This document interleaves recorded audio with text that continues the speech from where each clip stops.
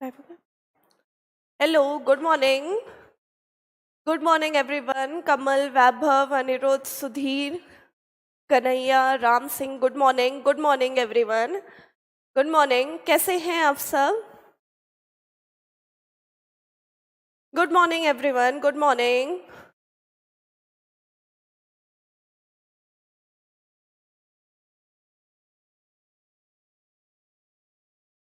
Good morning. कैसे हैं आप सब? कैसे हैं?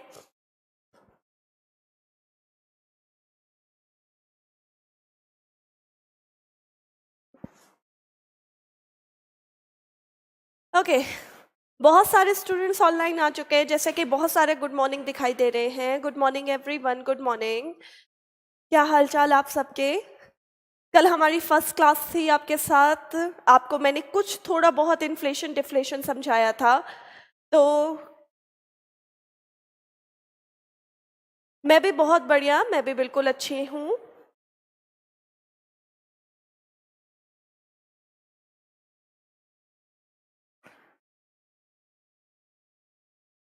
ओके तो चलिए बात करते हैं, थोड़ा सा लास्ट क्लास से स्टार्ट करते हैं. ठीक है, लास्ट क्लास से स्टार्ट करते हैं. कल की क्लास मैंने आप सबको पढ़ाया था इन्फ्लेशन का थोड़ा बहुत बेसिक सा इंट्रोडक्शन. ठीक है, इंट्रोडक्शन हमने इन्फ्लेशन का क्या पढ़ा था? हमने इंट्रोडक्शन पढ़ा था, बहुत सिंपल सी बात है कि भाई inflation, liquidity, liquids, purchasing power, हमने कुछ कुछ चीज़ें पढ़ी थी. मैं आपको सामने वही सारी चीज़ें एक बार दोबारा से रिपीट कर रही हूँ और लिख रही हूँ ताकि आपको समझ में आ जाए. ठीक है, तो एक बार यहाँ पर ध्यान से देखिए.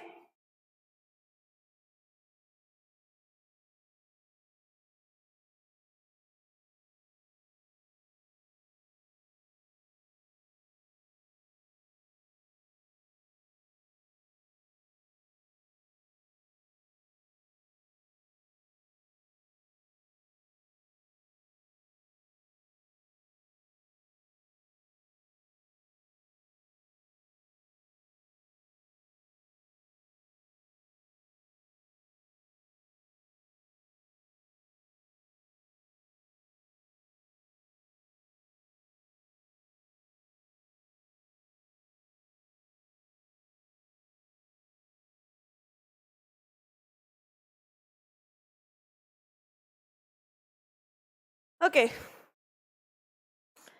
ब्राइटनेस ज़्यादा है. अब ठीक है ब्राइटनेस सबके लिए?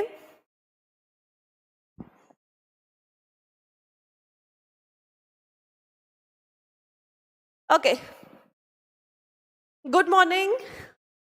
वालेकुम अस्सलाम एवरीवन. Good morning. वालेकुम अस्सलाम. तो लास्ट क्लास हमने स्टार्ट किया था इन्फ्लेशन के टॉपिक को. ठीक है, इन्फ्लेशन का टॉपिक मैंने आपको पढ़ाया था और इन्फ्लेशन के टॉपिक में मैंने आपको ये चार्ट बनाना स्टार्ट किया था. यहाँ पर ध्यान से देखिए, लिक्विडिटी तरलता, लिक्विड्स तरल, परचेसिंग पावर यानी क्रय शक्ति. हमने यहाँ पर कुछ सिचुएशंस पढ़ी थी, जैसे कि मैंने आपको पढ़ाया था. सबसे पहला इन्फ्लेशन, हिंदी में इसे हम कहते हैं मुद्रास्फीति. फिर मैंने आपको पढ़ाया था डिफ्लेशन, हिंदी में हम इसे कहते हैं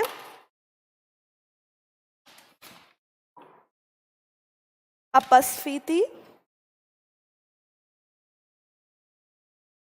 फिर मैंने आपको थर्ड पढ़ाया था डिसइन्फ्लेशन, हिंदी में इसे हम कहते हैं विस्फीति. चौथा मैंने आपको पढ़ाया था रिसेशन, हिंदी में इसे हम कहते हैं मंदी. ओके तो चलिए, स्क्रीन इज नॉट विजिबल यहाँ पर.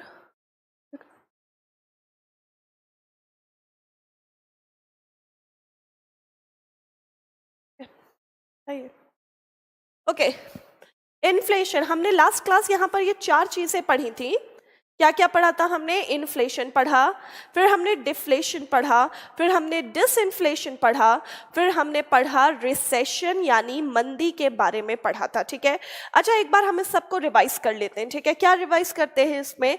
चलिए लास्ट क्लास स्टार्ट करते हैं। इन्फ्लेशन के बारे में मैंने आपको समझाया था, मुद्रास्फीति क्या होती है। मैंने कहा था जब हमारे बाजार में कंटिन्यूअस प्राइस राइज होते हैं, जब हमारे बाजार पर कंटिन्यूअस चीज़ों की कीमतें बढ़ती हैं, जिसके कारण हमारी परचेजिंग पावर यानी खरीदने की शक्ति कम होती जाती है, उससे हम क्या कहते हैं? इन्फ्लेशन कहते हैं। लास्ट क्लास हमने आपको बताया था, और मैंने आपको बताया था इन्फ्लेशन के फीचर्स क्या है। मैंने आपको बताया था कि भाई इन्फ्लेशन में लिक्विडिटी यानी तरलता ज़्यादा होती है।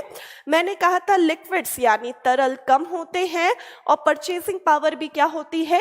कम होती है। नेक्स्ट मैंने आप सबको बताया था डिफ्लेशन, अपस्फीति के बारे में। मैंने कहा था जब इन्फ्लेशन नेगेटिव वैल्यू पर आने लगे, When inflation becomes negative, जब महंगाई मुद्रास्फीति नेगेटिव वैल्यू पे आए तो उसे हम क्या कहते हैं? अपस्फीति कहते हैं। डिफ्लेशन यानी when inflation becomes negative। अब यहाँ पर मैंने आपको फीचर बताए थे कि डिफ्लेशन के समय हमारे बाजार पर किसी चीज़ की कमी नहीं होती। मैंने कहा था डिफ्लेशन के समय हमारी लिक्विडिटी भी क्या होती है? ज़्यादा, यानी हमारे पास कैश यानी हमारे बाजार में मौजूद पैसा भी क्या होता है? ज्यादा होता है। फिर मैंने आपको बताया था हमारे लिक्विड्स यानी तरल यानी वस्तुएं भी क्या होती हैं? ज्यादा, और सस्ती मिलती हैं यानी परचेसिंग पावर में भी क्या होती है? ज्यादा। यहाँ पर चीजें क्या मिलती हैं? महंगी मिलती हैं। मैंने आपको बताया था यहाँ चीजें इन्फ्लेशन पर महंगी मिलती हैं और डिफ्लेशन पर चीजें क्या बिकती हैं? सस्ती बिकती हैं। नेक्स्ट मैंने आपको बताया था डिसइन्फ्लेशन। डिसइन्फ्लेशन हिंदी में से हम कहते हैं विस्फीति। डिसफ्लेशन मैंने आपको क्या समझाया था कि जब इन्फ्लेशन का रेट स्लो हो रहा हो, यानी महंगाई कम तेजी से बाजार में बढ़ रही हो कंपैरेटिवली, जब इन्फ्लेशन का रेट पहले के मुकाबले स्लो डाउन है तो उसे हम डिसइन्फ्लेशन यानी विस्फीति के नाम से जानते हैं। ध्यान से सुनिएगा आपने, यहाँ पर इन्फ्लेशन नेगेटिव होता है तो डिफ्लेशन था, यानी यहाँ चीज़ें महंगी होंगी, यहाँ सस्ती होंगी। डिसइन्फ्लेशन पर चीज़ें सस्ती नहीं हो रही हैं, बस कहा जा रहा है इन्फ्लेशन जो है वो पहले के मुकाबले कम तेजी से मार्केट पे ग्रो करे तो उसे हम क्या कहेंगे? डिसफ्लेशन कहेंगे यानी विस्फीति कहेंगे। चौथा मैंने आपको बताया था मंदी, रिसेशन के बारे में। अच्छा मंदी ध्यान से सुनिएगा, क्या बताया गया था? मैंने कहा था जब अर्थव्यवस्था के कुछ क्षेत्रों पे, व्हाट इज मंदी, व्हाट इज रिसेशन? मैंने कहा अर्थव्यवस्था के कुछ क्षेत्रों में अगर चीजें सस्ती बिकने के बावजूद भी चीज़ों में खरीदारी नहीं हो पा रही है, उसकी डिमांड ज़्यादा नहीं है। क्यों नहीं है? क्योंकि लोगों के पास पैसा कम है, तो उसे हम रिसेशन के नाम से जानते हैं। क्या कहा? कि कुछ क्षेत्रों पर चीज़ें सस्ती, प्राइसेस लो होने के बावजूद भी स्लो डाउन हो, यानी उसमें डिमांड ज़्यादा ना हो, परचेसिंग ज़्यादा ना हो।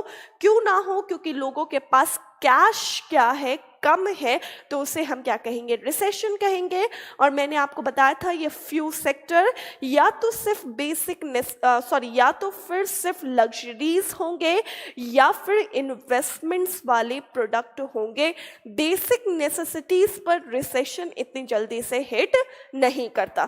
फीचर्स क्या लिखे थे मैंने रिसेशन पर? मैंने कहा सबसे इंपॉर्टेंट चीज कुछ क्षेत्रों पर आती है। क्या कहा गया था? फ्यू सेक्टर्स पर हिट करती है। भाई कुछ क्षेत्रों पर आती है, कुछ क्षेत्रों पर चीजें सस्ती बिक रही हैं, यानी कुछ क्षेत्रों पर कहा जा रहा है परचेसिंग पावर क्या है? हाई। कुछ क्षेत्रों पर परचेसिंग पावर क्या है? ज्यादा। भाई परचेसिंग पावर ज्यादा है यानी ऑटोमेटिकली बाजार में मौजूद चीजें भी क्या हैं? ज्यादा। रिसेशन कह रहा है चीजें ज्यादा हैं और सस्ती बिक रही हैं, लेकिन फिर भी उसमें स्लो डाउन है, फिर भी उसकी डिमांड कम है। क्यों कम है? क्योंकि लोगों के पास कैश, लोगों के पास तरलता, लोगों के पास लिक्विडिटी क्या है? कम है। तो उस कंडीशन को हम क्या कहेंगे? मंदी का फेज कहेंगे। और रिसेशन मैंने आपको बताया ज्यादातर या तो लग्जरी में आएगा या इन्वेस्टमेंट वाले एरिया पर आएगा, खाने पीने की चीजों पर या फिर बेसिक नेसेसिटीज पर इतनी जल्दी रिसेशन हिट नहीं करता। क्लियर है सबको अच्छी तरीके से? यहाँ तक मैंने आप सबको लास्ट क्लास में पढ़ाया था, जो कि अब मैंने आपको रिवाइज करवाया। ये भी ध्यान से सुनिएगा। लिक्विडिटी मतलब मैंने आपको बताया था क्या चीज? कैश। बाजार में कितना पैसा है, बाजार में कितना कैश फ्लो है, उसे हम क्या कहेंगे? लिक्विडिटी। फिर मैंने लिक्विड्स तरल बताई, यानी बाजार में मौजूद वस्तुएं जिसको बेचकर हम कैश में कन्वर्ट कर सकते हैं। बाजार की जो कॉमोडिटीज हैं, वस्तुएं हैं, उसे हम क्या कहते हैं? लिक्विड्स कहते हैं। परचेजिंग पावर यानी हम कितने पैसों से कितनी चीजें खरीद सकते हैं, यानी बाजार में मौजूद पैसों से हम कितनी कॉमोडिटीज को परचेज कर सकते हैं। ये हमारे लिए क्रय शक्ति यानी परचेजिंग पावर कहा जाता है। क्लियर है सबको अच्छी तरीके से? आप यहां तक मैंने आप सबको पढ़ा दिया था। अब हम इसके आगे की बात करते हैं। फिफ्थ कंडीशन की बात करते हैं, जिससे हम इंग्लिश में कहते हैं reflation. Fifth condition is known as reflation. Reflation को हम हिंदी में कहते हैं किस नाम से? रीफ्लेशन को हम हिंदी में कहते हैं प्रत्यस्फीति के नाम से। ओके, अब रीफ्लेशन क्या है? तो रीफ्लेशन ध्यान से सुनिएगा। हमारे इकोनॉमी पर रिसेशन में सबसे बुरी बात क्या थी? हमारी इकोनॉमी पर रिसेशन पर सबसे बुरी बात थी कि चीजें तो सस्ती बिक रही हैं, लेकिन बुरा हो रहा है कि लोगों के पास पैसा मौजूद नहीं है कि हम उन चीजों को खरीद सके। तो रिफ्लेशन यानी जब हमारी सरकार बाजार में पैसा बढ़ाने की कोशिश करे ताकि मंदी का दौर, ताकि रिसेशन का दौर कवर हो सके, तो उस कंडीशन को हम रिफ्लेशन के नाम से जानते हैं। क्या कहा गया? जब बाजार पर सरकार पैसा बढ़ाने की कोशिश करे, लिक्विडिटी इंक्रीज करने की कोशिश करे, ताकि हम लोगों की परचेजिंग पावर को इंक्रीज कर सके, ताकि लोग बाजार पर डिमांड्स को बढ़ाए, ताकि मंदी का दौर कवर हो सके, तो उस कंडीशन को हम क्या कहेंगे? रीफ्लेशन कहेंगे। अब यहाँ पर क्वेश्चन ये पूछा जाएगा या आपके दिमाग में चल रहा होगा कि मैम सरकार बाजार में पैसा कैसे बढ़ाएगी? भाई सरकार क्या लोगों के घर में जाकर पैसा रखाएगी? तो नहीं, ऐसा नहीं होता। सरकार पैसा जानबूझकर बढ़ाएगी। कैसे बढ़ाएगी? तो फॉर एग्जाम्पल सरकार बाजार के टैक्सेस को कम कर देगी, करों को कम कर देगी। भाई पहले मैं अपनी जेब से 10 रुपए टैक्स सरकार को भर रही थी, सरकार ने टैक्स कम कर दिया। सरकार ने कहा अब 10 रुपए नहीं, अब आप अपनी जेब से 7 रुपए टैक्स भरिए। तो भाई सरकार ने जब टैक्सेस, करों को रिड्यूस कर दिया, तो बाजार पर जो पैसा था वो टैक्सेस के रूप पर सरकार के पास सबमिट कम होगा, कम जाएगा। यानी सरकार बाजार में पैसे को होल्ड कर रही है, रोक रही है, बाजार से पैसा खींच यानी ले नहीं रही है। तो इस तरीके से बाजार का कैश फ्लो क्या हो जाएगा?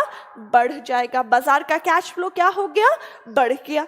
बाजार का कैश फ्लो जैसे ही बढ़ा, लोगों के पास जैसे ही पैसा आया, उन्होंने बाजार पर चीजों की डिमांड को क्या करने लगे? बढ़ाने लगे। अपने आप रिसेशन का दौर क्या हो गया? कवर हो गया। सरकार कैसे पैसा बढ़ाएगी? तो फॉर एग्जाम्पल मान लीजिए कार के बिजनेस पे रिसेशन चल रहा है। मान लीजिए कार के बिजनेस पर क्या चल रहा है? रिसेशन। क्यों चल रहा है कार के बिजनेस पे रिसेशन? कार के बिजनेस पे रिसेशन इस वजह से चल रहा है क्योंकि लोगों के पास पैसा इस टाइम कम है, तो वो बेसिक नेसेसिटीज पर ज्यादा खर्चा कर रहे हैं। तो सरकार ने क्या कहा? सरकार ने पैसे को बाजार पे होल्ड करने के लिए सरकार ने कहा कार लोन रिड्यूस कर दिए, यानी कार लोन पे जो ब्याज दर है, इंटरेस्ट रेट है, उसे कम कर दीजिए। इंटरेस्ट रेट कम हो जाएगा तो लोग कार लोन क्या लेंगे? ज़्यादा से ज़्यादा लेंगे। अब कार लोन लेकर वो ट्रैक्टर तो नहीं खरीदेंगे, कार लोन लेंगे तो बाजार पर कार की परचेसिंग क्या हो जाएगी? बढ़ जाएगी। और कार की परचेसिंग बढ़ जाएगी तो कार की परचेसिंग बाजार पर रिसेशन के दौर को क्या कर देगी? कवर कर देगी। क्लियर है सबको अच्छी तरीके से? वनी व्हाट इज रिफ्लेशन? रिफ्लेशन यानी बाजार पर जो रिसेशन पर लिक्विडिटी कम थी, सरकार को रिसेशन को ठीक करना है तो वो रिफ्लेशन यानी प्रत्यस्फीति लेकर आएगी। कैसे लेकर आएगी? सरकार आर्टिफिशियल तौर से बाजार का पैसा यानी लिक्विडिटी क्या करेगी? बढ़ा देगी, ताकि हमारे बाजार पर चीजों की डिमांड क्या हो सके? फुलफिल हो सके, यानी बढ़ सके। तो यहां पर लिक्विडिटी क्या हो गई? बढ़ गई। दूसरी चीज, रिसेशन पर ये दोनों चीज तो ठीक थी भाई, हमारी बाजार में वस्तुएं भी ज्यादा थी और हमारे बाजार पर क्रय शक्ति यानी परचेसिंग पावर भी ज्यादा थी। तो ये जब अच्छी चीज थी तो इसमें तो हमें कोई चेंज करना ही नहीं था ना। तो यानी रिफ्लेशन में सिर्फ लिक्विडिटी बढ़ी, बाकी दोनों चीज क्या है? एज इट इज, यानी लिक्विड्स भी ज्यादा है और परचेसिंग पावर भी क्या है? बाजार में ज्यादा है। क्लियर है सबको अच्छी तरीके से? यानी in reflation there is high liquidity, बाजार की तरलता क्या है? ज्यादा है। बाजार में लिक्विड्स यानी चीजें भी ज्यादा हैं और सस्ती बिक रही हैं, यानी परचेसिंग पावर भी क्या है? ज्यादा है। अब यहां पर ध्यान से नोटिस करिए, रिफ्लेशन को देखिए और डिफ्लेशन को देखिए, अपस्फीति को देखिए और प्रतिस्फीति को देखिए ध्यान से। तो ये दोनों हमको देखने में तो बिल्कुल सेम जैसी स्थिति लग रही है ना, क्योंकि डिफ्लेशन में भी तीनों चीज ज्यादा थी भाई, लोगों के पास पैसा भी ज्यादा, लिक्विड्स भी ज्यादा, परचेसिंग पावर भी ज्यादा। और रिफ्लेशन पर भी तीनों चीज है, पैसा भी ज्यादा हो गया, लिक्विडिटीज भी ज्यादा हो गया, परचेसिंग पावर भी ज्यादा हो गया। तो रिफ्लेशन और डिफ्लेशन के बीच में अंतर क्या है? तो रिफ्लेशन और डिफ्लेशन के बीच पर अंतर ये है कि ये बाजार पर ऑटोमेटिकली डिमांड और सप्लाई के कारण आता है, यानी पैसा बढ़ रहा है, घट रहा है, ऑटोमेटिकली मार्केट की जो मांग और पूर्ति है उसके हिसाब से हो रहा है। लेकिन reflation is a artificial phenomena, यानी ये अपने आप बाजार पर नहीं आता, इससे बाजार पर लाया जाता है। क्लियर है सबको अच्छी तरीके से? तो यहाँ पर ध्यान से सुनिए, जैसे पुरुषोत्तम जी हैं और या राहुल जी हैं, बिल्कुल सेम क्वेश्चन वही पूछा जो मैंने रिपीट किया कि मैम ये दोनों सेम है, देखने में दोनों सेम लग रही है, तो दोनों में अंतर क्या है? तो दोनों में अंतर ये है कि डिफ्लेशन सरकार जानबूझकर बाजार पर नहीं लाती, डिफ्लेशन ऑटोमेटिकली मार्केट की डिमांड और सप्लाई के कारण बाजार पर आता है। और रिफ्लेशन फिर, तो रिफ्लेशन सरकार लाने की कोशिश करती है, आर्टिफिशियल फिनोमिना है, यानी बाजार पर आर्टिफिशियल तौर से लाया जाता है। क्लियर है सबको अच्छी तरीके से? अब यहां से क्वेश्चन कैसे बनता है? तो एक बार एग्जाम पर, एक पर्टिकुलर एग्जाम पर क्वेश्चन पूछा गया था, ध्यान से क्वेश्चन सुनिएगा आप सब। क्वेश्चन पूछा गया था, which of the following four phenomena is a artificial phenomena या it is not natural. Question पूछा गया था, लिखे गए चार चीजों पर, लिखी गई चार स्थितियों पर कौन सी स्थिति जानबूझकर बाजार पर लाई जाती है? ऑप्शंस दिए थे आपके सामने, रिफ्लेशन, रिसेशन, डिफ्लेशन और इन्फ्लेशन। चार ऑप्शंस थे, रिफ्लेशन, रिसेशन, डिफ्लेशन और इन्फ्लेशन। और पूछा गया था इन चारों स्थिति पर कौन सी स्थिति बाजार पर आर्टिफिशियल तौर से एग्जिस्ट करती है, यानी जानबूझकर लाई जाती है। तो आंसर आप सबका क्या होना चाहिए? आंसर आप सबका क्या होना चाहिए? आंसर होना चाहिए रिफ्लेशन। क्या आंसर होना चाहिए? रिफ्लेशन। वो इसलिए क्योंकि सरकार रिफ्लेशन लाती है और इसीलिए ये एक आर्टिफिशियल फिनोमेना होता है। क्लियर है राजेश जी? बिल्कुल सही आपका आंसर है। सबको क्लियर हो गया अच्छी तरीके से? बिल्कुल, काजल जी, आलोक जी, सबने सही आंसर दिया कि भाई रिफ्लेशन जानबूझकर सरकार बाजार पर लेकर आती। क्लियर है सबको अच्छी तरीके से? ओके, अब नेक्स्ट यानी सिक्स्थ कंडीशन की बात करते हैं, that is known as depression. अब हम सिक्स कंडीशन की बात करते हैं जिसे हम इंग्लिश में कहेंगे डिप्रेशन, हिंदी में हम इसे कहेंगे महामंदी। अभी तक हमने पढ़ा मंदी की स्थिति, अब हम बात करेंगे डिप्रेशन यानी महामंदी की। विभूति जी, आप मेरे साथ पढ़ेंगे तो आपको सब समझ में आएगा, आगे आगे नहीं भागिए। आपके जो भी क्वेश्चंस है वो जब आपको आंसर मिलेंगे जब मैं उस चीज पर आऊंगी। क्लियर है सबको अच्छी तरीके से? तो मेरे साथ पढ़ोगे फायदा है, आगे आगे भागोगे तो जो ये समझा रही हूँ वो भी समझ में नहीं आ पाएगा। ठीक है, चलिए अब डिप्रेशन की बात करते हैं, दैट इज नोन एज महामंदी। अभी तक हमने पढ़ा देखो मंदी के बारे में, अब हम पढ़ते हैं महामंदी। इन दोनों को आपस में रिलेट करके पढ़ेंगे, रिसेशन और डिप्रेशन। बाय द वे, ये हमारा कोई पर्सनल डिप्रेशन में नहीं पढ़ा रही हूँ कि भाई एग्जाम में नहीं पास हुए हम डिप्रेशन में चले गए, नहीं, ऐसा कोई डिप्रेशन में नहीं पढ़ा रही हूँ मैं पढ़ा रही हूँ आप सबको महामंदी यानी इकोनॉमी की स्थिति। ठीक है, अब मैं व्हाट इज डिप्रेशन, डिप्रेशन मतलब क्या होता है?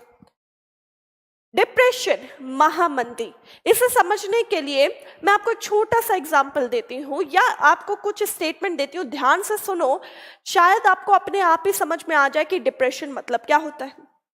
फॉर एग्जाम्पल, हम क्लास में कितने लोग हैं? ठीक है, चिराग है, प्रशांत है, विष्णु है, हिमांशु है, विभूति है। तो मान लीजिए आज सबकी बात करती हूँ, हमारे क्लास में काफी सारे स्टूडेंट्स हैं, तो हम बात करते हैं कि भाई मैंने कहा अगर इस क्लास में एक दो स्टूडेंट्स रो रहे हैं तो हमारा क्लास रिसेशन पर है। अगर जिस दिन मिलकर हम सारे एक साथ रोने लगे, समझ लो हम डिप्रेशन में चले जाएंगे।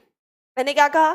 इस क्लास में एक दो बंदे रो रहे हैं तो हम रिसेशन पर हैं, और जब हम मिलकर एक साथ सारे के सारे रोने लगे तो समझ लो हम किस में चले जाएंगे? डिप्रेशन पर चले जाएंगे। तो समझ में आया? या समझो, हमारे क्लास में एक दो बंदे उदास बैठे हैं तो हमारा क्लास रिसेशन पर है। जिस दिन मिलकर हम सारे एक साथ उदास हो जाएं, समझ लो हमारा क्लास डिप्रेशन पर चला जाएगा। समझ में आ गया होगा आपको? क्या समझ में आया? कि भाई रिसेशन से ही डिप्रेशन निकला। रिसेशन, मंदी, मंदी कब कहला रही थी? जब वो कुछ सेक्टर्स पर आ रही थी। मंदी, मंदी कब कहला रही थी? जब उसकी खास बात ये थी कि वो फ्यू सेक्टर्स पर आ रही थी, यानी कुछ क्षेत्रों पर आ रही थी। रिसेशन ही डिप्रेशन तब कहलाएगा, रिसेशन ही डिप्रेशन तब कहलाएगा जब वो सारे सेक्टर्स पर एक साथ हिट कर जाए। यानी मंदी ही महामंदी कहलाती है तब जब वो सारे सेक्टर्स पर एक साथ हिट कर जाए। क्लियर है सबको? यहाँ पर बहुत सारे लोगों ने बिल्कुल सही आंसर दिया, यानी मेरा एग्जाम्पल आप लोगों को बहुत अच्छे से समझ में आया और सब हंस रहे हैं, लोल लोल कह रहे हैं। हाँ भाई, मैंने आपको एग्जाम्पल समझाया ताकि आपको ये बात समझ में आए कि भाई डिप्रेशन होता क्या है। रिसेशन पर हमारे पास पैसों की कमी थी तो हमने लग्जरी और इन्वेस्टमेंट खरीदना छोड़ा था। ये समझ लो डिप्रेशन, महामंदी यानी एक ऐसी स्थिति, एक ऐसी एक्सट्रीम स्थिति कि लोगों के पास पैसों की इतनी कमी हो जाए कि वो लग्जरी और इन्वेस्टमेंट तो भूल ही जाओ। अब तो हमारे पास पैसा इतना कम हो चुका है कि हम अपनी बेसिक नेसेसिटीज को भी अफोर्ड नहीं कर पा रहे हैं। तो ये कंडीशन हमारे लिए किसकी होगी? डिप्रेशन की, यानी महामंदी की होगी। दूसरी इंपॉर्टेंट चीज, अगर ध्यान से स्टेटमेंट सुना है तो ये भी समझ में आ जाएगा आप सबको कि हमारे इंडिया में सीधा डिप्रेशन का फेस नहीं आता। ऐसा नहीं है कि आप सारे के सारे आज रात में सो गए, कल सुबह न्यूज में उठ के चलने लगे कि इंडिया डिप्रेशन पर चला गया। नहीं, ऐसा नहीं होगा। क्या होगा? पहले इंडिया रिसेशन पर जाएगा, कमी होगी पैसों की। पहले इंडिया किस पे जाएगा? रिसेशन पर जाएगा। पैसों की कमी है तो हमने अपने लग्जरीज और इन्वेस्टमेंट से कॉम्प्रोमाइज किया। हुआ ये कि सरकार ने ध्यान नहीं दिया या फिर किसी भी कारणों से बाजार में मंदी का दौर कवर नहीं हो सका और पैसों की कमी होते होते पैसे बहुत कम हो गए। अब लोग अपनी बेसिक नेसेसिटीज पर भी कॉम्प्रोमाइज करना शुरू कर रहे हैं। तो अब वो फेस आ गया जब हम ये कह सकते हैं हमारा बाजार किस में चला गया? डिप्रेशन पर चला गया। या समझ लेना, जिस दिन आपसे सब्जी वाला, जिस दिन आपसे पान वाला ये बोलना शुरू कर दे कि हमारे दुकान में रिसेशन है, समझ लो इंडिया किस में चला गया? इंडिया डिप्रेशन पर चला गया। मैंने सही कहा था, इंडिया रिसेशन पर नहीं जा सकता, क्योंकि अगर इंडिया रिसेशन पर गया तो फिर उस रिसेशन को हम रिसेशन थोड़ी ना कहेंगे, फिर उस रिसेशन को हम किसका नाम देंगे? डिप्रेशन। इंडिया किस में चला गया? डिप्रेशन पर चला गया। क्लियर है सबको अच्छी तरीके से? तो यहाँ पर अब इसका हम ये पढ़ेंगे कि भाई यहाँ पर क्या हुआ, क्या हुआ? तो डिप्रेशन, मंदी में पैसा कम था। ध्यान से सुनिएगा, मंदी में क्या था? पैसा कम था। तो पैसा कम होने के बाद डिप्रेशन कब आएगा? जब पैसा कम होते होते क्या हो जाएगा? बहुत कम। जब पैसा कम होते होते क्या हो जाएगा? बहुत कम। तो फिर वो किस में कन्वर्ट हो जाएगा? डिप्रेशन पर कन्वर्ट हो जाएगा। अब पैसा इतना कम है, ध्यान से देखो, लोग अपने खाने पीने पर कॉम्प्रोमाइज कर रहे हैं। तो अब यहाँ पर जब हम खाने पीने पर कॉम्प्रोमाइज कर रहे हैं तो हमारे पास पैसा बहुत कम है, यानी अब हमको चीजें बनाने के लिए भी पैसा नहीं है। भाई फॉर एग्जाम्पल मेरी एक इंडस्ट्री है, अगर मेरे पास पैसा नहीं है तो क्या मैं रॉ मटेरियल खरीद कर ला सकती हूँ? नहीं। अगर मेरे पास पैसा नहीं है तो क्या मैं मजदूर को मजदूरी दे सकती हूँ? नहीं, तो मजदूर काम नहीं करेगा। अगर मेरे पास पैसा नहीं है तो क्या ट्रांसपोर्टेशन हो सकता है? नहीं। यानी मेरी एक इंडस्ट्री है और मेरी इंडस्ट्री में काम बंद पड़ा है। काम बंद क्यों पड़ा है? क्योंकि मेरे पास पैसा नहीं है कि मैं मजदूर को मजदूरी दूं, रॉ मटेरियल खरीद कर लाऊं। यानी जब पैसा ही नहीं है तो चीजें बनेंगी कैसे? और जब चीजें बनेंगी नहीं तो मार्केट में प्रोडक्शन की क्या हो जाती है? कमी हो जाती है। यानी बाजार के लिक्विड्स क्या हो जाएंगे? कम। यानी बाजार में वस्तुएं क्या हो जाएंगी?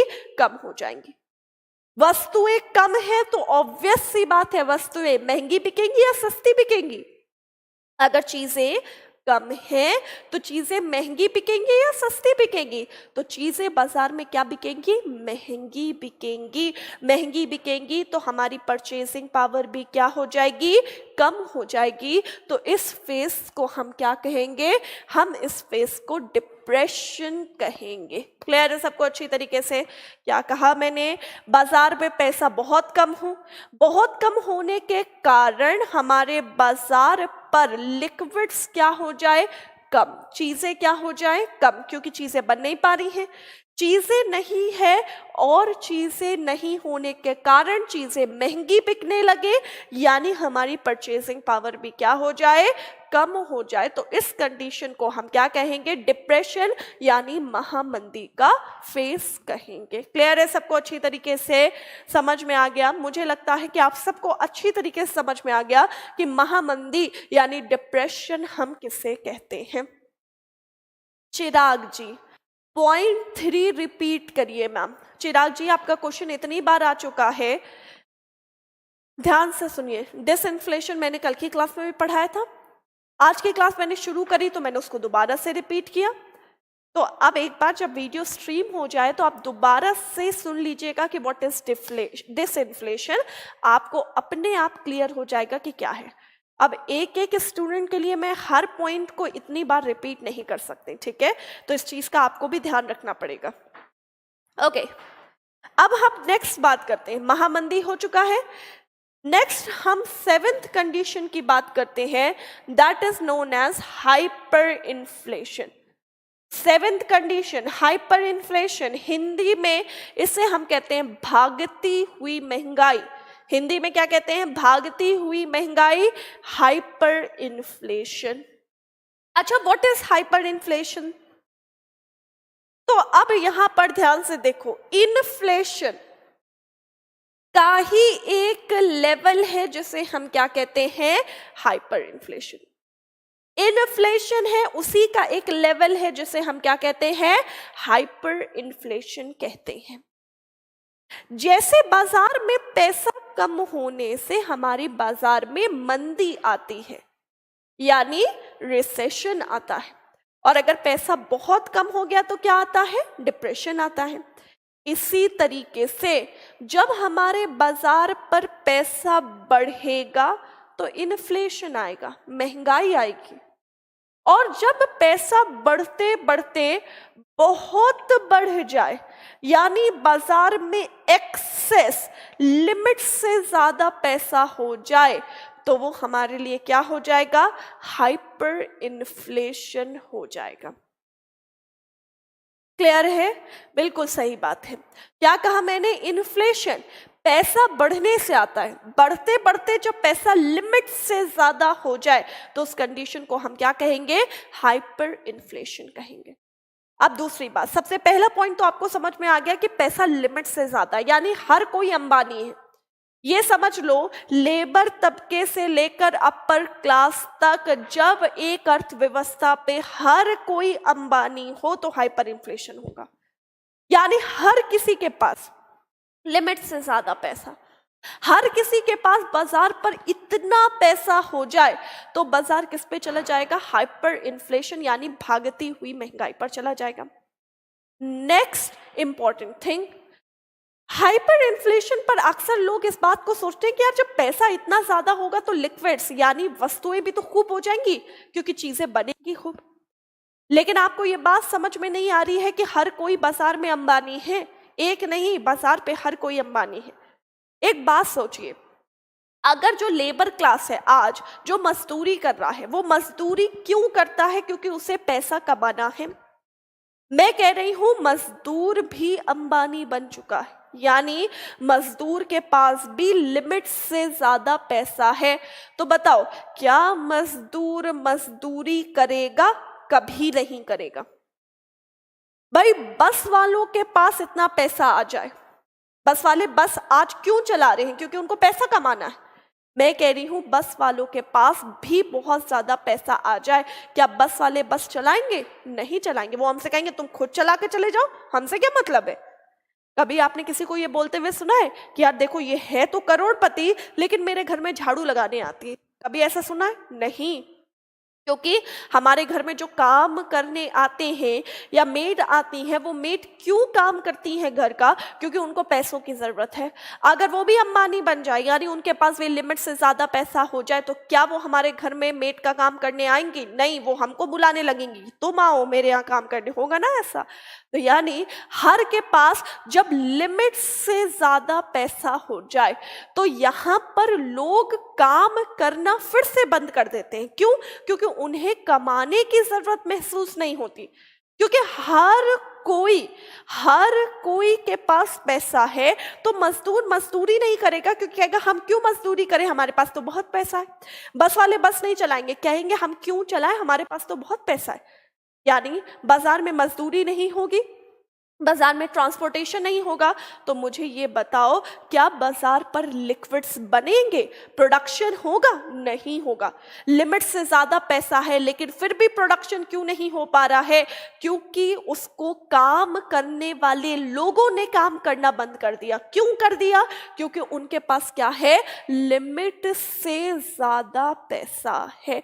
और इसीलिए लिमिट से ज्यादा पैसा होने के कारण यहाँ पर चीजें बनेंगी नहीं बल्कि बनना बंद हो जाएंगी फिर से, और इसीलिए यहाँ पर लिक्विड्स क्या हो जाएंगे? बहुत कम। चीजें क्या हो जाएंगी? बहुत कम। कहा जाता है हाइपर इन्फ्लेशन में शेल्फ खाली हो जाती है। हाइपर इन्फ्लेशन में शेल्फ्स क्या हो जाती है, खाली हो जाती है। क्यों? क्योंकि लोगों के पास एक्सट्रीम पैसा होता है, तो लोग तेजी से ऑलरेडी जो बाजार में चीजें हैं उसे इस्तेमाल करते हैं, बहुत तेजी से चीजें इस्तेमाल करते हैं, लेकिन नई चीजें कोई बनाने के लिए तैयार ही नहीं होगा। तो यानी जो चीजें बाजार में है वो तेजी से गिर रही है, लेकिन नई चीजें बाजार पर आई नहीं रही है, तो एक कंडीशन तो आई जाएगी ना कि जब चीजें कम होते होते क्या हो जाएंगी, बहुत कम, यानी खत्म होने के कगार में पहुंच जाएंगी। और जब चीजें इतनी कम हो जाएंगी तो चीजें बहुत महंगी, इतनी महंगी हो जाए कि तुम्हारी परचेसिंग पावर क्या हो जाए, जीरो, ना के बराबर। उससे हम क्या कहेंगे, हाइपर इन्फ्लेशन, यानी भागती हुई महंगाई कहेंगे। क्लियर है सबको? अच्छी तरीके से समझ में आ गया? ध्यान से देखिएगा, हाइपर इन्फ्लेशन में लिमिट से ज्यादा पैसा, लिमिट से कम चीजें, और परचेसिंग पावर किसके बराबर है, जीरो के बराबर है। हाइपर इन्फ्लेशन में अब सवाल आता है, मैम इतना पैसा बाजार में आता कहां से है? तो भाई इतना पैसा बाजार पर आता तब है जब हमारे बाजार पर बेवजह सरकार प्रिंटिंग ऑफ न्यू करेंसी को करते हैं। बेवजह हमारे बाजार पर जब प्रिंटिंग ऑफ न्यू करेंसी होती है तो हमारे बाजार में हाइपर इन्फ्लेशन का फेज आता है। हाइपर इन्फ्लेशन रिसेंटली जिम्बाब्वे में हुआ था, अगर आप सबको पता हो। जिम्बाब्वे में बीच में भागती हुई महंगाई आई थी, जब कहा गया था वहां पर इतना पैसा हो चुका था, लोगों के पास इतना पैसा हो चुका था कि वहां पे महंगाई का आलम ये था कि लोग अपनी तरफ से एक बैग भर भर के पैसे ले जाते थे और बदले में उनको सिर्फ एक ब्रेड का टुकड़ा मिलता था। यानी जब एक ब्रेड का स्लाइस खरीदने के लिए आपको एक बैग भर के पैसा देना पड़े। क्यों? क्योंकि पैसा तो हर किसी के पास बहुत है, लेकिन पैसा खा के तो हम अपना पेट नहीं भर सकते ना, हमें तो पैसों से चीजों को खरीदना है। तो बाजार में चीजें ही मौजूद नहीं है, तो उस कंडीशन को हमने क्या कहा, हाइपर इन्फ्लेशन का फेज कहा। क्लियर है? तो यहां पर हमने आपको 7 स्थितियां, यानी अभी 7 स्थिति पढ़ाई है। क्या क्या पढ़ाया? इन्फ्लेशन, चीजें महंगी बिक रही हैं, चीजों में लिक्विडिटी, यानी बाजार में पैसा ज्यादा होगा तो इन्फ्लेशन बहुत ज्यादा होगा तो हाइपर इन्फ्लेशन। पैसा अगर कम होगा तो रिसेशन, पैसा कम होते होते बहुत कम हो जाएगा तो वो क्या हो जाएगा, डिप्रेशन हो जाएगा। क्लियर है सबको अच्छी तरीके से? तो ये आया हमारे लिए 7 स्थिति, और मेरे हिसाब से मैंने आपको इतने ज्यादा बार एक्सप्लेन किया है कि आपको अच्छी तरीके से समझ में आ गया होगा कि इन वर्ड्स का मतलब क्या होता है। कंफ्यूज बिल्कुल मत होइएगा, अगर आप ध्यान से सुनेंगे तो और समझेंगे तो आपको हमेशा याद रहेगा कि इन वर्ड्स का मतलब क्या होता है। एग्जाम में यहाँ से क्वेश्चंस बहुत बनते हैं, जैसे अभी मैंने एक क्वेश्चन पूछा, ये एग्जाम का आया ही हुआ था कि कौन सा आर्टिफिशियल फिनोमिना आता है जिसको लाने की कोशिश करी जाती है। तो किसे लाने की कोशिश करी जाती है, रिफ्लेशन को। ठीक है? अब या फिर क्वेश्चन ऐसे पूछा जाए, ध्यान से सुनिएगा, which of the following sectors are most likely to affect with recession. Question exam में पूछा जाए, लिखे गए क्षेत्रों में कौन से क्षेत्र पे आपको रिसेशन देखने को मिलता है। लिखे गए क्षेत्रों पर कौन से क्षेत्र पर आपको मंदी देखने को मिलती है। मान लो 4 ऑप्शन ऐसे दिए गए, banking sector, insurance sector, real estate property वगैरह, और चौथा ऑप्शन दिया जाए ऑल ऑफ दीज। तो आपका आंसर क्या होना चाहिए? क्या 4 ऑप्शन दिए मैंने कहा कि बैंकिंग, इंश्योरेंस सेक्टर, फिर मैंने आपको थर्ड कहा कि भाई रियल एस्टेट, और चौथा कहा ऑल ऑफ दीज। क्या आंसर होगा आप सबके लिए? इन चारों सेक्टर्स में रिसेशन, मंदी आपको सबसे ज्यादा कहां देखने को मिलती है? तो आपका आंसर होना चाहिए ऑल ऑफ दीज। आंसर क्या होना चाहिए? ऑल ऑफ दीज, यानी हर जगह। भाई पैसा ही नहीं होगा तो इंश्योरेंस करवा के फायदा नहीं है, पैसा ही नहीं है तो बैंकिंग करवा के कोई फायदा नहीं है, पैसा ही नहीं है तो हम रियल एस्टेट नहीं खरीदेंगे। तो आपका आंसर क्या होना चाहिए? All of this. आप में से ज्यादातर लोगों का आंसर सही है। सोनू, दीपक, राजेंद्र, फरहा और आलोक, विकास, चंदन, तरुण, अश्विनी, इन सब का आंसर सही है। क्या होना चाहिए? All of these. क्लियर है सबको अच्छी तरीके से? तो इस तरीके से एग्जाम्स में क्वेश्चन पूछा जाएगा। अच्छा, अब अगर बात करते हैं कि भाई इंडिया में इनमें से कौन सा फेज है, इंडिया में क्या चल रहा है? हाँ जी, नीचे से स्टार्ट करते हैं। अगर हम सोचते हैं कि इंडिया में क्या चल रहा है, क्या इंडिया में हाइपर इन्फ्लेशन है? तो बिल्कुल नहीं मैम, इतना पैसा तो हमने कभी देखा ही नहीं, तो इंडिया में हाइपर इन्फ्लेशन तो है नहीं। क्या इंडिया में महामंदी है? नहीं है। रिफ्लेशन, रिसेशन, क्या इंडिया में रिसेशन है? फ्यू सेक्टर्स पर आता है। डिसइंफ्लेशन, डिफ्लेशन, अपस्फीति है? नो। इन्फ्लेशन है? यस मैम है। तो याद रखिएगा हमारे इंडिया की बेहतरीन कंडीशन अगर हम बात करते हैं क्या है, तो अब हम इसके लिए 8th सिचुएशन की बात करते हैं जिसे हम कहते हैं स्टैगफ्लेशन। 8वीं स्थिति मैं आपको पढ़ा रही हूं जिसे क्या कहा जाता है? स्टैगफ्लेशन। स्टैगफ्लेशन हिंदी में कहते हैं मुद्रास्फीति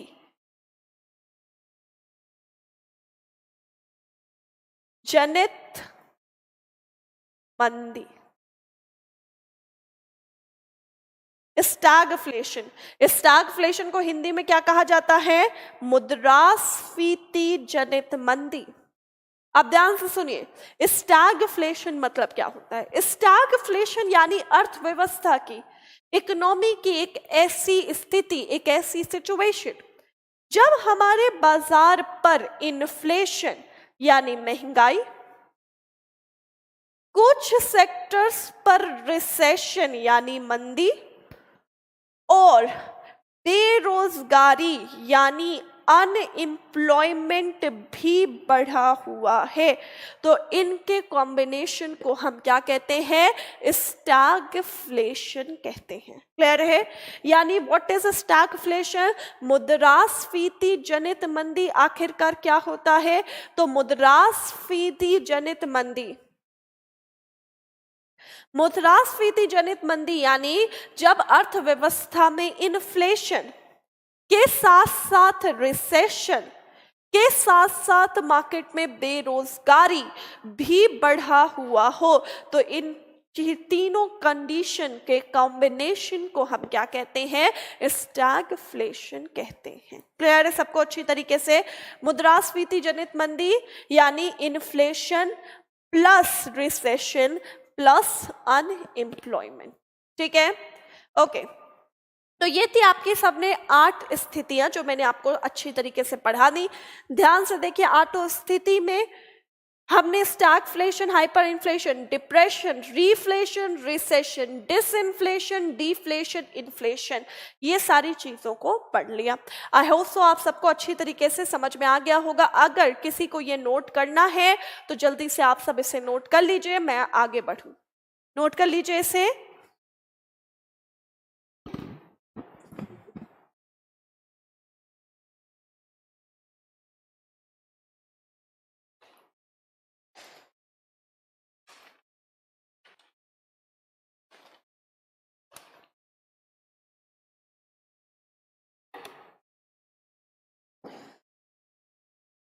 ओके, बहुत बच्चों का सवाल है मैम नोट्स की बात है। नोट्स आप सबको मिल जाएंगे, नोट्स आप सबको मिल जाएंगे, लेकिन 4-5 के दिन के बाद, इसी हफ्ते के आखिरी तक आपके पास नोट अपलोड हो जाएंगे। सैटरडे तक मैं आपको नोट्स अपलोड करवा दूंगी, यानी मेरी नेक्स्ट जो क्लास होगी जो अगले हफ्ते लगेगी, उससे पहले आप सबके पास सारे notes, complete notes bilingual Hindi plus English आपके पास पहुंच चुके होंगे। ठीक है? नो विभूति जी, स्क्रीनशॉट की फैसिलिटी नहीं है, आप स्क्रीनशॉट नहीं ले सकते। ठीक है?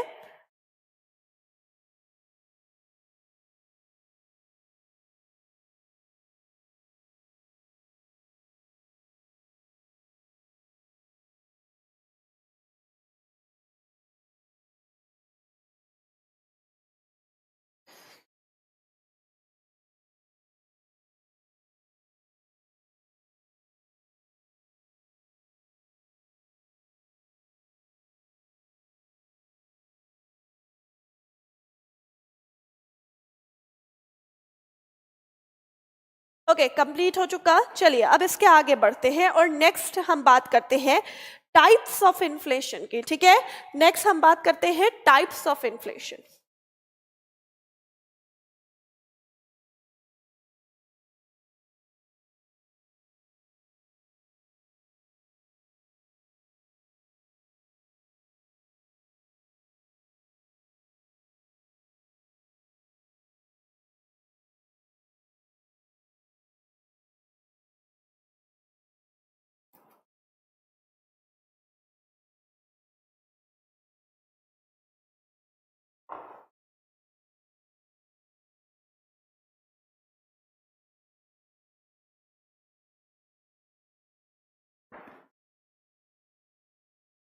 निशा जी, नहीं बजट तो मैंने नहीं करवाया था, कल तो मैंने आपको इन्फ्लेशन का टॉपिक करवाया था।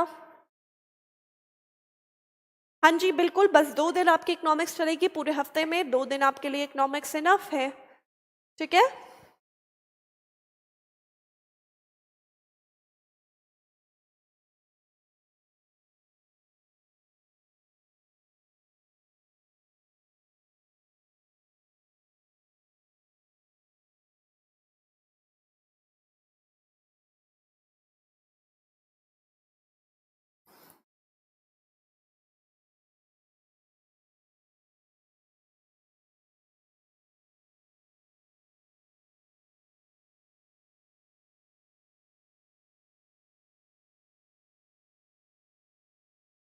चलिए हम नेक्स्ट बात करते हैं टाइप्स ऑफ इन्फ्लेशन की। टाइप्स ऑफ इन्फ्लेशन में सबसे पहले इन्फ्लेशन मैंने आपके सामने लिखा क्रीपिंग इन्फ्लेशन यानी रेंगती हुई महंगाई। दूसरा लिख रही हूं मैं गैलोपिंग इन्फ्लेशन यानी चलती हुई महंगाई। गैलोपिंग इन्फ्लेशन यानी चलती हुई महंगाई। तीसरा मैं लिख रही हूं हाइपर इन्फ्लेशन। हाइपर इन्फ्लेशन यानी भागती हुई महंगाई। ठीक है, नेक्स्ट मैं आपके सामने लिख रही हूं demand pull inflation. Demand pull inflation Hindi में हम इसे कहते हैं मांग बढ़ोतरी महंगाई। क्या कहते हैं? मांग बढ़ोतरी महंगाई।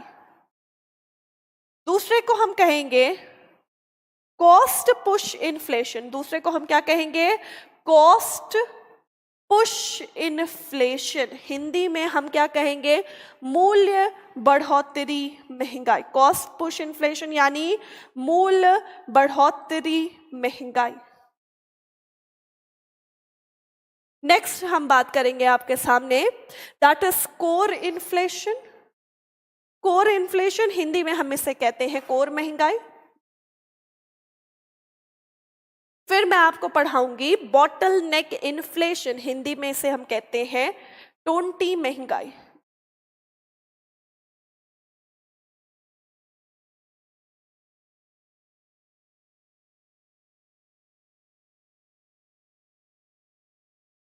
और फिर हम बात करेंगे हेडलाइन इन्फ्लेशन यानी शीर्षक महंगाई।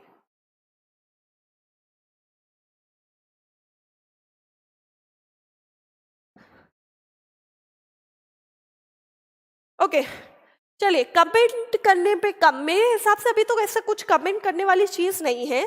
ध्यान से सुनिए, मैंने आपके सामने लिखा है टाइप्स ऑफ इन्फ्लेशन। अगर यहाँ पर आप ध्यान से देखेंगे तो क्या क्या लिखा गया है। मैंने आपको पहले तो इन्फ्लेशन के रेंजेस लिखे हैं। क्या रेंजेस लिखे हैं? क्रीपिंग रेंगती हुई महंगाई, गैलोपिंग चलती हुई महंगाई, हाइपर भागती हुई महंगाई।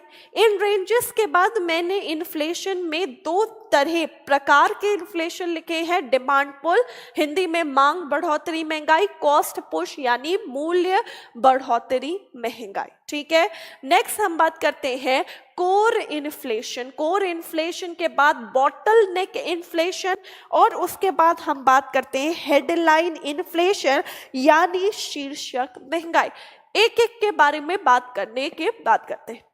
हमारे बाजार में जब हम महंगाई की बात करते हैं यानी चीजों का महंगा होना, तो उसके 3 रेंजेस डिफाइन करे गए, जिसमें पहले रेंज को हम कह रहे हैं क्रीपिंग। अगर आप इसके हिंदी वर्ड्स को देखोगे तो आपको अपने आप समझ में आ जाएगा क्या कहा जा रहा है। क्या कहा जा रहा है? रेंगती हुई महंगाई। फिर क्या कहा गया? चलती हुई महंगाई। फिर क्या कहा गया? भागती हुई महंगाई। यानी हम समझ में पा रहे हैं ना कि किस तरीके से इसकी स्पीड बढ़ रही है। बहुत धीरे धीरे चलना क्रीपिंग यानी रेंगना कहलाता है, थोड़ा उससे ज्यादा चलना कहलाता है, और अगर स्पीड बहुत ज्यादा हो तो वो क्या कहलाता है? भागती हुई महंगाई कहलाता है। तो यहाँ पर कहा गया है जब बाजार पर महंगाई धीरे धीरे बढ़ रही हो, जब हमारे बाजार में महंगाई बहुत स्लो बढ़ रही हो, धीरे धीरे बढ़ रही हो, हमारे बाजार पे महंगाई बहुत धीरे धीरे जब बढ़ रही हो, तो उसे हम क्या कह रहे हैं? Creeping inflation. 0 से 9% के बीच में सिंगल डिजिट्स पर महंगाई आ रही है, तो वो क्या है? Creeping inflation. आजकल ज्यादातर डेवलपिंग और डेवलप्ड इकोनॉमी हमारे लिए क्रीपिंग इन्फ्लेशन के शिकार होते हैं। यानी ज्यादातर विकसित और विकासशील अर्थव्यवस्थाओं में क्रीपिंग इन्फ्लेशन की हम बात करते हैं।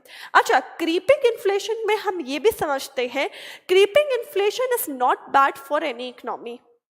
अगर हम बात करें क्रीपिंग इन्फ्लेशन के लिए, तो क्रीपिंग इन्फ्लेशन रेंगती हुई महंगाई आना अर्थव्यवस्था के लिए बुरा नहीं होता। क्रीपिंग इन्फ्लेशन इनफैक्ट अर्थव्यवस्था के लिए सही माना जाता है, क्योंकि महंगाई आना भी जरूरी है एक अर्थव्यवस्था के डेवलपमेंट के लिए। तो जब महंगाई बाजार पर धीरे धीरे बढ़ रही हो, धीरे धीरे यानी रीच पर हो, ज्यादातर इकोनॉमी में जो लोग हैं उनके रीच पर महंगाई हो, 80% लोग बाजार पे महंगाई को झेल पा रहे हैं, ये महंगाई बहुत अच्छी मानी जाती है। ये महंगाई इकोनॉमी के डेवलपमेंट पर साथ देती है, और इसीलिए इस महंगाई को हम क्रीपिंग कहते हैं। ज्यादातर डेवलपिंग और डेवलप्ड इकोनॉमी, विकसित और विकासशील इकोनॉमी आजकल क्रीपिंग इन्फ्लेशन को झेलते हैं। क्लियर है सबको अच्छी तरीके से? नेक्स्ट हम बात करते हैं that is known as galloping inflation. Galloping inflation यानी चलती हुई महंगाई, यानी वेरी हाई इन्फ्लेशन। यानी जब हमारी इकोनॉमी पर महंगाई थोड़ा सा तेजी से यानी कंपैरेटिवली क्रीपिंग के कंपैरिजन में अर्थव्यवस्था में थोड़ा तेजी से महंगाई आ रही है, बाजार पे महंगाई स्पीड से आ रही है, तो उस कंडीशन को हम क्या कह रहे हैं? गैलोपिंग इन्फ्लेशन यानी चलती हुई महंगाई। जब यूएसएसआर का ब्रेकडाउन हुआ था 1980s के आसपास, तो इस ब्रेकडाउन के बाद 1980s के आसपास जो सारी अर्थव्यवस्थाओं उस टाइम रशियन जो इकोनॉमीज थी, उन्होंने गैलोपिंग इन्फ्लेशन यानी चलती हुई महंगाई झेली थी, यानी वेरी हाई इन्फ्लेशन झेला था। बात करते हैं हाइपर इन्फ्लेशन, भागती हुई महंगाई। जस्ट अभी मैंने आपको समझाया, यानी जब महंगाई किसी के रीच पर ना हो, when no one in economy is able to afford that inflation, जब हमारे अर्थव्यवस्था में कोई भी महंगाई को झेल नहीं पा रहा है, तो उस कंडीशन को हम क्या कहेंगे? Hyper inflation.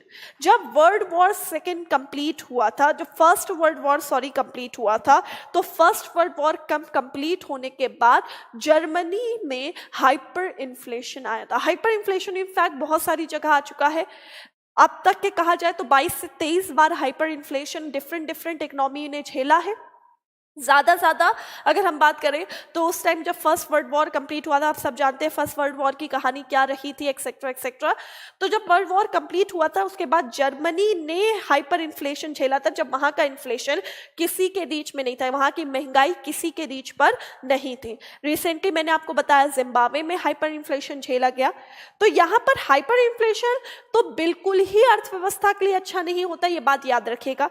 हाइपर इन्फ्लेशन जब किसी के रीच ही में नहीं है, तो वो इकोनॉमी के लिए यूजफुल कैसे साबित हो सकता है? यानी ये इन्फ्लेशन आना नहीं चाहिए, ये अर्थव्यवस्था को बर्बाद कर देता है, खत्म कर देता है। Galloping inflation very high inflation होता है। अगर हम देखें तो ये भी इन्फ्लेशन किसी अर्थव्यवस्था के लिए यूजफुल नहीं होता, क्योंकि इसमें भी मैक्सिमम लोग अर्थव्यवस्था पर ध्यान नहीं दे पाते, मैक्सिमम लोग इन्फ्लेशन को अफोर्ड नहीं कर पाते। मैंने इसका एग्जाम्पल क्या दिया, जब यूएसएसआर ब्रेक डाउन हुआ था उसके बाद 1980s के आसपास रशियन इकोनॉमीज पर गैलोपिंग इन्फ्लेशन आया था। क्रीपिंग इन्फ्लेशन यानी ये एक ऐसा इन्फ्लेशन है जब इकोनॉमी पर ज्यादातर लोगों के रीच पर इन्फ्लेशन रहता है। क्रीपिंग इन्फ्लेशन यानी वेरी लो इन्फ्लेशन यानी महंगाई पर धीरे धीरे बढ़त हो रही है, धीरे धीरे अर्थव्यवस्था में महंगाई हो रही है। आज हमारी इकोनॉमी की अगर हम बात करें तो ज्यादातर डेवलपिंग या डेवलप्ड इकोनॉमी पर हम रेंगती हुई महंगाई देखते हैं। आकाशजीत, हमारे इंडिया पर इस टाइम क्रीपिंग इन्फ्लेशन की ही कंडीशन कही जाएगी। क्यों? क्योंकि India is a developing economy, अभी वो एक विकासशील अर्थव्यवस्था है। क्लियर है सबको? अब हम यहाँ पर बात करते हैं ये दो, इन्फ्लेशन बहुत कारणों से आता है, ध्यान रखिए, इन्फ्लेशन बहुत कारणों से आता है, जिस कारण के अकॉर्डिंग दो तरह के इन्फ्लेशन भी डिफाइन किए गए हैं। एक को कहा गया है डिमांड पुल इन्फ्लेशन और दूसरे को कहा गया है कॉस्ट पुश इन्फ्लेशन, मांग बढ़ोतरी महंगाई और मूल्य बढ़ोतरी महंगाई। अब ध्यान से सुनिएगा, पुल और पुश ये एक ऐसी चीज है जिसमें हर किसी को कंफ्यूजन होती है। किसी दरवाजे पर अगर लिखा है एक तरफ पुल एक तरफ पुश, हम हमेशा कंफ्यूज होते हैं कि यार पुल बाहर की तरफ आता है, अंदर की तरफ करना है, या पुश अंदर की तरफ करेंगे बाहर की तरफ करेंगे, पुल और पुश। अब ध्यान से देखिए, पुल और पुश का कॉन्सेप्ट क्या है। पुल यानी खींचना, बाहर से ताकत लगाना, पुल यानी बाहर से ताकत लगाना, पुश यानी अंदर से ताकत लगाना। यहां पर डिमांड पुल इन्फ्लेशन, डिमांड के साथ वर्ड जोड़ा गया है पुल, यानी बाहर की तरफ से महंगाई को खींचा जा रहा है। यानी मतलब क्या है, जब हमारी इकोनॉमी पर महंगाई मांग बढ़ने के कारण आती है, जब हमारी इकोनॉमी पर महंगाई मांग बढ़ने के कारण आती है तो उस महंगाई को हम डिमांड पुल इन्फ्लेशन कहते हैं। कल ही मैंने आपको इन्फ्लेशन पढ़ाया, मैंने आपको बताया इन्फ्लेशन के में हमारे बाजार पर लोगों के पास कैश फ्लो यानी लिक्विडिटी क्या होती है, ज्यादा होती है।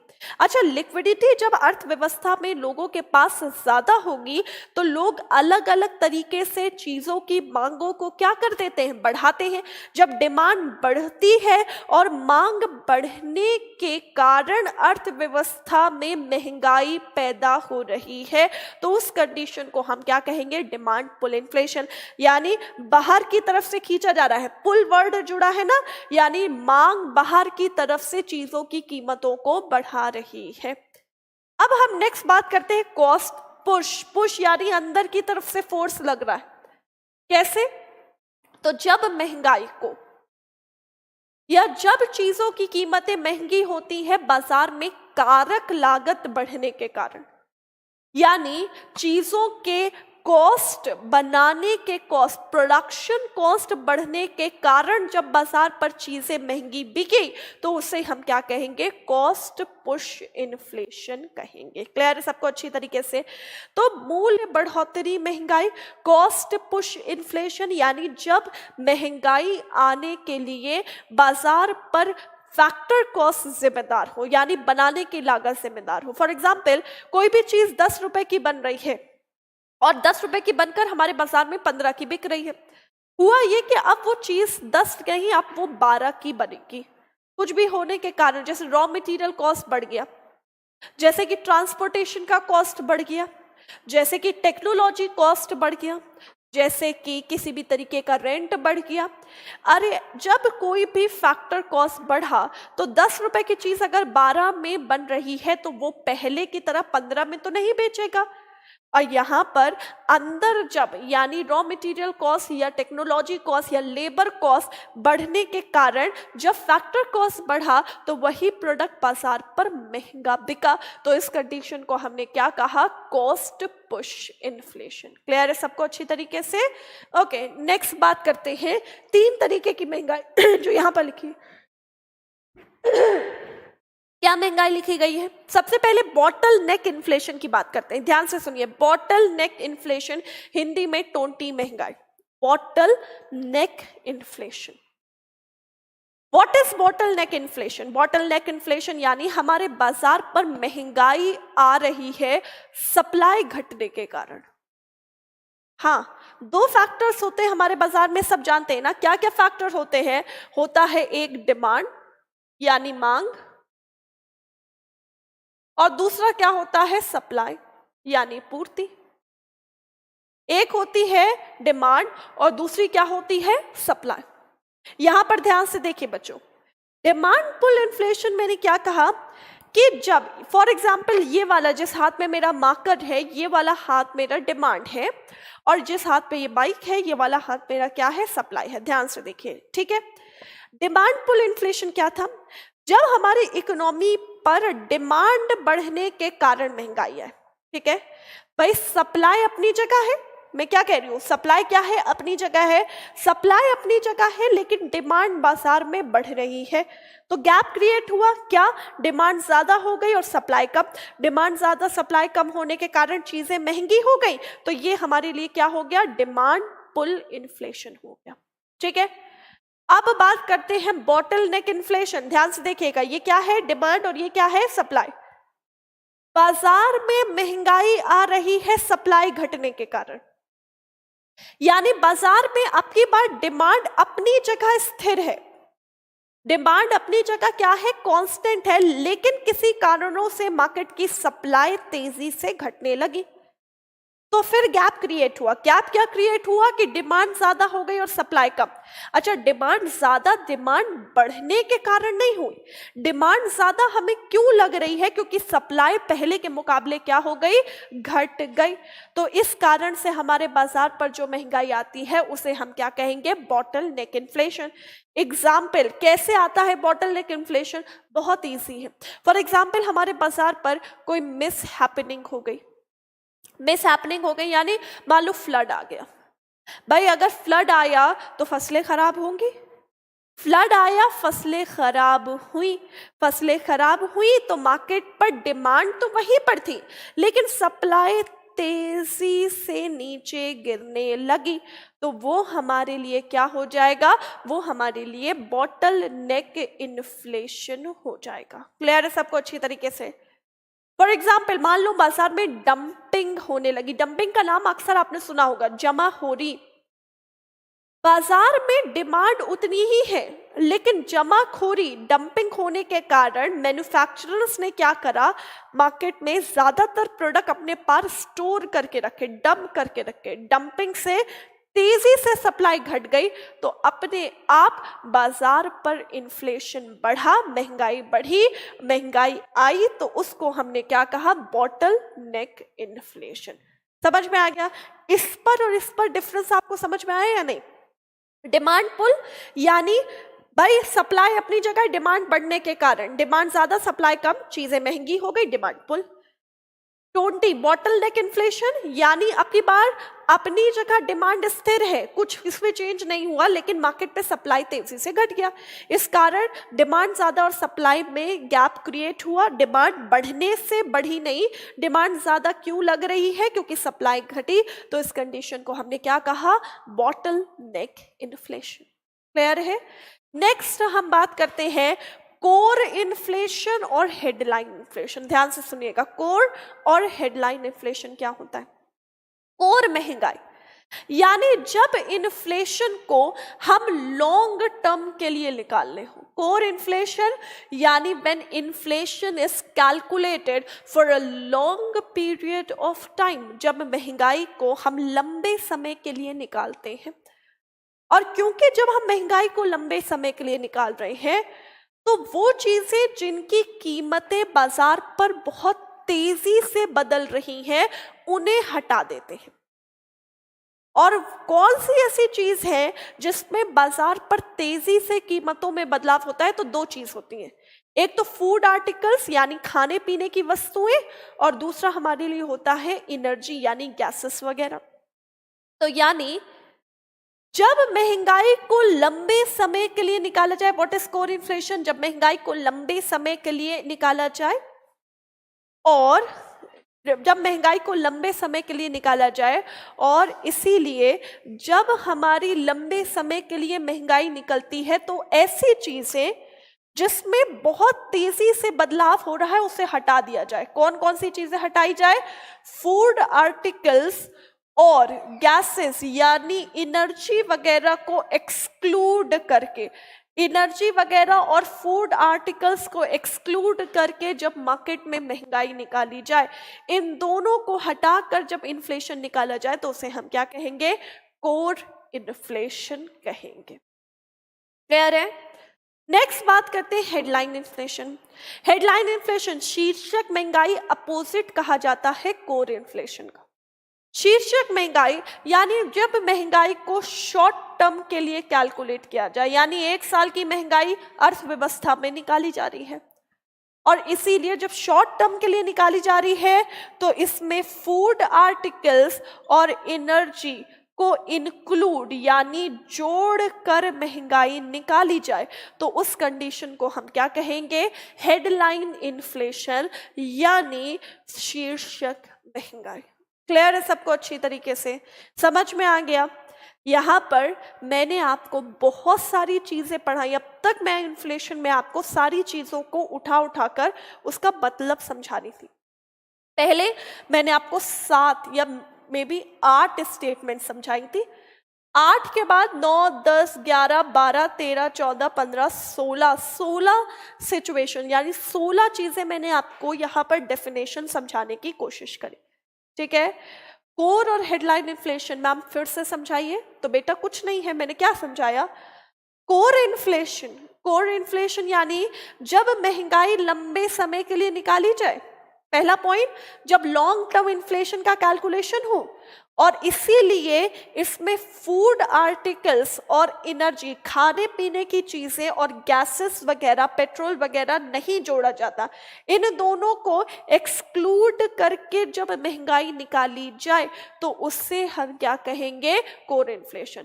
महंगाई को लंबे समय के लिए कैलकुलेट करो और गैसेस और फूड आर्टिकल इन दोनों को हटाकर महंगाई को कैलकुलेट करो तो उसे हम कोर इन्फ्लेशन कहेंगे।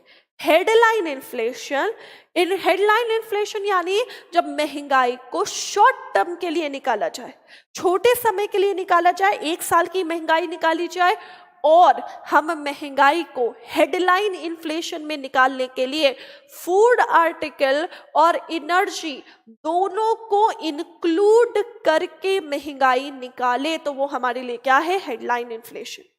समझ में आ गया?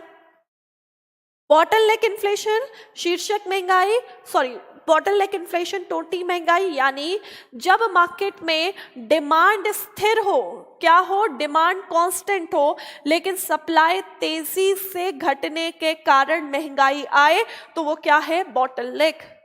डिमांड पुल कहा जा रहा है जब मार्केट में मांग बढ़ती है और सप्लाई अपनी जगह कांस्टेंट रहती है और महंगाई आए तो वो क्या है? Demand pull inflation. Cost push, अंदर की तरफ से फोर्स लग रहा है, यानी जब महंगाई किसी भी फैक्टर कॉस्ट यानी कारक लागत बढ़ने के कारण महंगाई आ रही है, कारक लागत बढ़ने के कारण, तो उसे हम क्या कहेंगे? Cost push. क्रीपिंग, रेंगना, वेरी लो इन्फ्लेशन, धीरे धीरे बाजार पे आ रही है, डेवलपिंग और डेवलप्ड इकोनॉमी झेल रही है। गैलोपिंग, चलती हुई आ रही है, थोड़ा तेजी से आ रही है, यूएसएसआर पर देखा गया था 1980s के ब्रेकडाउन पर। और हाइपर, भागती हुई महंगाई आ रही है, जर्मनी में फर्स्ट वर्ल्ड वॉर कंप्लीट होने के बाद आई थी, और अभी रिसेंटली हमने देखा कि ये हिट करी है और ये इकोनॉमी पर काफ़ी बार आती है, ये बहुत ही ख़राब होती है, अर्थव्यवस्था डिस्ट्रक्ट हो जाती है, ये भी अच्छी नहीं होती, ये हम कंपैरेटिवली सही मानते हैं क्योंकि ये इकोनॉमी के डेवलपमेंट में यूजफुल होती है। क्लियर है सबको अच्छी तरीके से? तो ये था आपके लिए टाइप्स ऑफ इन्फ्लेशन का टॉपिक। तो यहाँ पर इसको ध्यान से, जिसको भी नोट डाउन करना है नोट डाउन करें, इसके बाद हम आगे बढ़ते हैं। नोट डाउन करें इसे।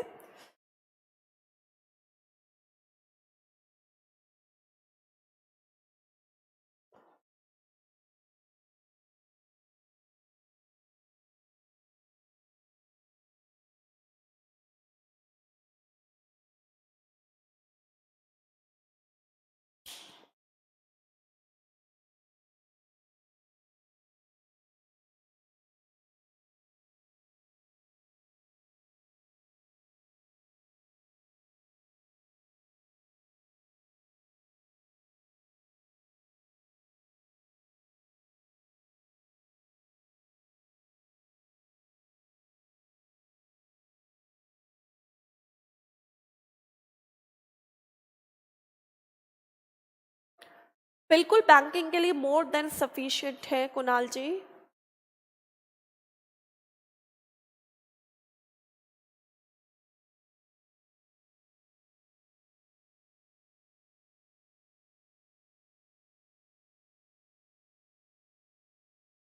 ओके, तो यहाँ पर हमने क्या क्या पढ़ा इन्फ्लेशन के टॉपिक में। मैंने आपको इन्फ्लेशन पे स्टार्ट करने में डिफरेंट स्थितियां पढ़ाई, अर्थव्यवस्था की इस डिफरेंट स्थिति पढ़ाई। उसके बाद मैंने आपको यहाँ पर टाइप्स ऑफ इन्फ्लेशन यानी इन्फ्लेशन के प्रकार पढ़ाए। अब इसके बाद मुझे आपको पढ़ाना है कैलकुलेशन ऑफ इन्फ्लेशन, यानी महंगाई को किस तरीके से निकाला जाता है, तरीके क्या होते हैं, इन्फ्लेशन का इफेक्ट बाजार पर किस किस तरीके से होता है, यानी डेप्टर्स और क्रेडिटर्स पर किस तरीके से होता है, इंपोर्टर्स एक्सपोर्टर्स में किस तरीके से होता है, एग्रीगेट डिमांड पर किस तरीके से होता है, इनकम पर किस तरीके से होता है। अब की बार मुझे ये समझाना है। तो ये सारी चीजें अब मैं आपको नेक्स्ट क्लास में समझाऊंगी, ठीक है। नेक्स्ट क्लास अब आपकी नेक्स्ट वीक होगी। अब के बाद इकोनॉमिक्स की क्लास है। अब यहाँ से क्लास हमारी यूट्यूब में नहीं चलेगी, जैसा कि आप सब जानते हैं। ये वाली क्लास हमारे लिए सिर्फ फ्री थी, पहली 2 क्लास हमारे लिए फ्री थी आप सबके लिए। अब जितनी भी क्लासेस और नोट्स चलेंगी वो पेड बैचेस पे चलेंगी, ठीक है। तो जो भी पेड बैचेस हैं उस पर मैं नोट्स को इसी हफ्ते अपलोड करवा दूंगी सैटरडे तक, और अगली क्लास से पहले आपको नोट्स मिल जाएगा। क्लियर है? नोट्स बाइलैंग्वेज होगा और हिंदी प्लस इंग्लिश दोनों में होगा, ताकि किसी को समझने में कोई दिक्कत नहीं हो। आप डाउनलोड सेक्शंस में जाकर वहां से नोट्स को डाउनलोड भी कर सकते हैं। क्लियर है सबको अच्छी तरीके से? ओके, तो आज की क्लास यहीं खत्म करते हैं। आई होप सो आप सबको आज का सेशन समझ में आया होगा। कैसी लगी आप सबको आज की क्लास? सबको समझ में आया? जितना भी मैंने पढ़ाया आप सबको समझ में आया?